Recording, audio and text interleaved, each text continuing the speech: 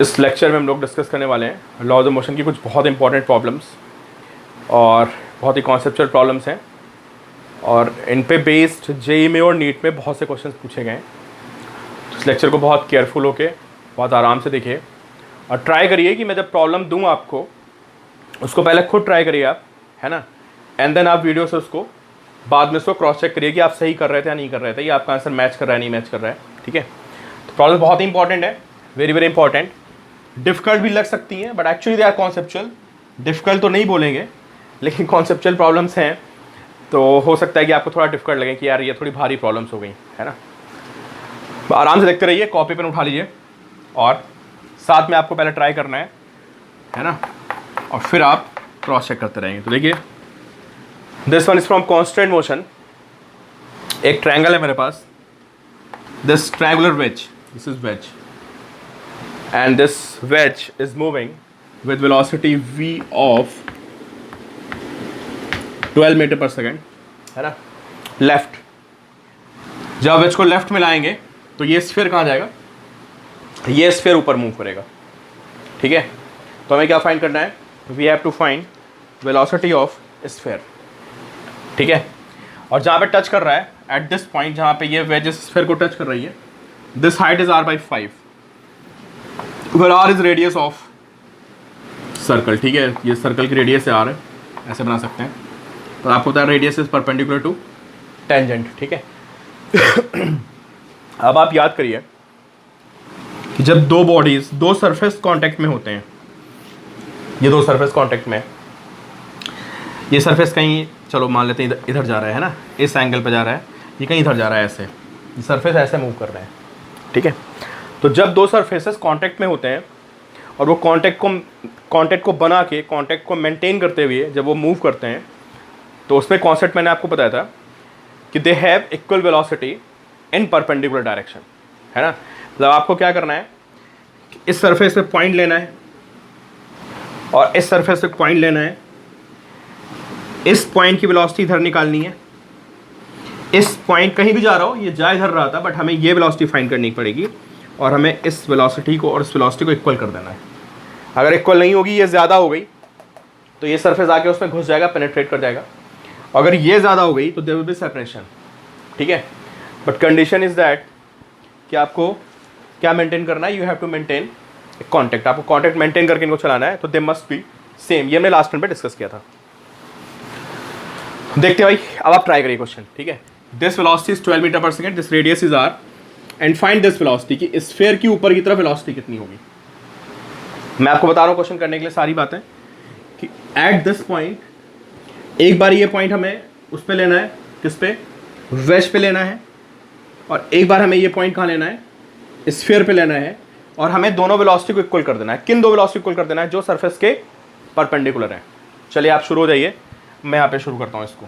ठीक है, कॉन्सेप्ट समझ गए आप, दो वेलोसिटी को इक्वेट करना है। कौन सी दो वेलोसिटीज को, which are perpendicular to surface. तो चलिए भाई, दिस, चलो ये एंगल थीटा ले लेते हैं। अगर ये थीटा है तो आप देख लो ये एंगल भी थीटा आएगा। कैसे, this angle is theta, this will be 90 minus theta, सब sorry, this will be theta, alternate angle हो गया। ये थीटा है तो दिस विल बी थीटा, और ये थीटा है तो आपको पता है this is radius and this is tangent, पूरा एंगल 90 होगा, तो this angle is theta, this will be 90 minus theta. And if this angle is 90 minus theta, तो in this triangle, if this angle is 90 minus theta and this angle is 90, this will be theta. चलो भाई देखते हैं। तो this wedge is moving towards left with velocity 12 metre पर second. मुझे क्या करना है, I have to find velocity in what direction, perpendicular to wedge. So this angle is theta and this velocity is 12 metre पर second, और मुझे इस velocity का ये component फाइंड करना है। ये एंगल थीटा होगा तो आप देख सकते हैं ये एंगल भी थीटा होगा, और ये एंगल थीटा होगा, तो ये आपका परपेंडिकुलर है, तो this angle will be 90 minus theta. अगर 90 माइनस थीटा होगा, दिस वेलोसिटी इज v, तो आपको पता है जिधर 90 माइनस थीटा होता है वहाँ पे साइन कॉम्पोनेंट आता है, तो this velocity will be 12 sine theta. अभी भी टाइम है, कॉपी मत करो, जाके खुद करो क्वेश्चन को। ठीक है, मैंने आपको ऑलमोस्ट बता दिया। तो this is 12 sine theta perpendicular. ठीक है, अब मुझे क्या करना है, now have to consider this point on the sphere. So this is a sphere and I will take point here at a height r by 5 from the ground. So this point which is at r by 5 from the ground, so this must be 4r by 5 है ना. जब हम r से इसको minus करेंगे this whole length is r, ये r by 5 है, तो this is 4r by 5 and this angle is theta. ये एंगल थीटा है हमारा. ठीक है, चलो भाई. स्फीयर ऊपर जा रहा है v वेलोसिटी से, तो आपको पता है this is rigid body, her point की वेलोसिटी v होगी. तो ये v वेलोसिटी से जा रहा है तो ये भी v से जा रहा होगा, ये भी सब v से जा रहे होंगे, तो ये पॉइंट भी v से ऊपर जा रहा होगा. This velocity is v. हमें क्या फाइंड करना है, हमें इस वेलोसिटी का कौन सा कंपोनेंट पता करना है, this component which is perpendicular to surface. तो this angle is theta, so this angle is theta. और आप देख सकते हो if this velocity is v, this component is v cos theta. तो आंसर आ गया हमारा, है ना. क्या करेंगे हम, v cos थीटा को इक्वल टू, है ना, मतलब इस वेज की ये वाली वेलोसिटी समझ रहे हैं आप, जो वेज के पॉइंट की ये वेलोसिटी जो उसको धक्का मार रही है, और स्फीयर के इस पॉइंट की ये velocity, they must be same, तभी कॉन्टेंट बना रहेगा. तो v cos theta is 12 sin theta, तो v is 12 tan theta. Can you find tan theta? tan theta यार निकाल सकते हो, है ना. This is 4r by 5 and this is r. तो यूजिंग पाइथागोरस आपको पता चलेगा कि this will B 3r by 5. आप निकाल देना पाइथागोरस लगा के, this will B 3r by 5 and tan theta is 3r by 5 upon 4r by 5. So tan theta is 3 by 4. Okay, so here tan theta is 3 by 4, तो v will be 9 metre पर second. ठीक है, तो अगर आपने question कर लिया तो बहुत खुशी की बात है, और नहीं किया तो एक बार फिर से आप सोचिए कि आप क्यों नहीं कर पाए, कि आपने पिछला लेक्चर ढंग से नहीं देखा था. चलिए, ये प्रॉब्लम हो गई. नेक्स्ट भी यार बहुत इंपॉर्टेंट प्रॉब्लम है ना, और आप खुद आंसर दीजिए. आप आंसर दे सकते हो यार. ठीक है, तो this is blind spot, not visible I guess, shining पड़ रही है. ठीक है, देखते हैं नेक्स्ट क्वेश्चन क्या है.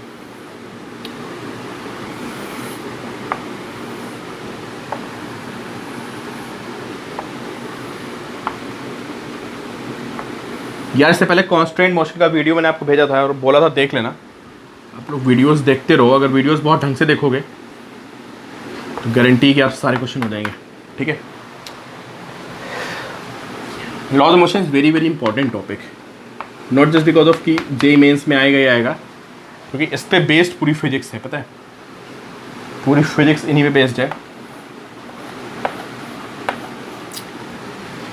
ही एक सिस्टम बना हुआ है. ठीक है, and this angle is 37. This angle is 37 degree. And this block B, this block is moving with a velocity of 10 meter per second.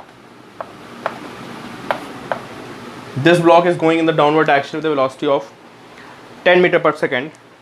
है ना? You have to find, this is horizontal surface and this is A.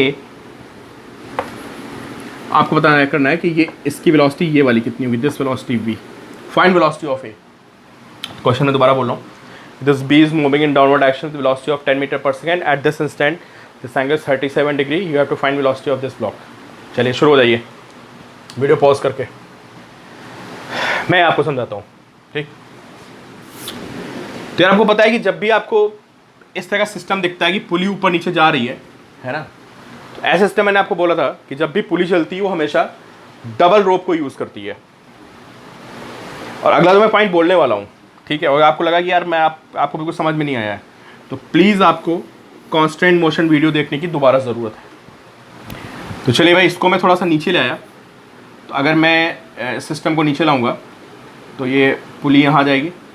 ठीक है, जो block यहाँ पे था ये block भी यहाँ पहुँच जाएगा. ठीक है, ऐसे सिस्टम बन जाएगा. तो अगर पुली x नीचे चली गई, this x and this x, तो अब पहले रस्सी ऐसे थी ना, ऐसे होते हुए रस्सी ऐसे थी. अब रस्सी कैसे हो जाएगी, ऐसे होते हुए ऐसे होते हुए ऐसे होते ऐसे हो जाएगी. तो this x and this x, ये वाला x, ये 2x एक्स्ट्रा आ गया ना। इसका मतलब पुली को x ले जाने के लिए हमें कितनी एक्स्ट्रा रोप की जरूरत पड़ेगी? We need 2x। अब आप समझ गए कि अगर इसकी वेलोसिटी v है, किसकी? If velocity of this block is v, then velocity of this pulley is also v, ये भी v से नीचे आएगा। और ऐसा होने के लिए आपको कितनी एक्स्ट्रा रोप चाहिए? यू नीड 2v एक्स्ट्रा रोप। अब वो 2v यहाँ से तो आएगा नहीं, तो ऑब्वियस सी बात है कि ये रस्सी जो इधर आ रही है ना, इसकी वेलोसिटी कितनी हुई? दिस विल बी 2v, क्योंकि यार जब ये ब्लॉक आगे जाएगा, है ना, तो इसके आगे जाने से क्या होगा?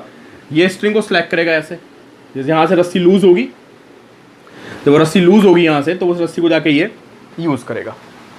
ठीक है, तो ये बात आपको समझ में आ रही होगी कि अगर मैं इस पुली को v वेलोसिटी से नीचे लाऊंगा तो this v and this v, मुझे 2v रोप चाहिए एक्स्ट्रा। 2v वेलोसिटी पर मीटर पर सेकंड से एक्स्ट्रा रोप आनी चाहिए, और वो रोप आ कहाँ से रही? वो यहाँ से आ रही है। तो ऑब्वियस सी बात है कि इस पॉइंट की वेलोसिटी कितनी होगी? Velocity of this point will be 2v।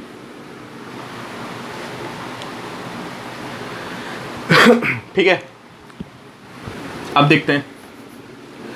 ये v ले ली मैंने, दिस इज v डैश। अब ऐसा समझिए आप, जब ये v डैश से आगे जाएगा, v डैश वेलोसिटी से ये आगे जा रहा है, ये पॉइंट, दिस पॉइंट, भाई ऑब्वियस सी बात है ये पॉइंट से कनेक्टेड है, तो अगर ये v डैश से जाएगा तो पॉइंट भी v डैश से आगे आएगा।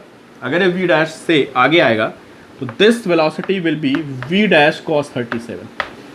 अब यार स्ट्रिंग में कांस्टेंट याद करिए। स्ट्रिंग में कांस्टेंट में मैंने आपको बताया था कि अगर कोई स्ट्रिंग है वो कहीं भी घूम फिर के आ रही हो, कैसे भी रखी हो, ठीक है, टाइट होनी चाहिए, इट शुड बी टाइट, है ना।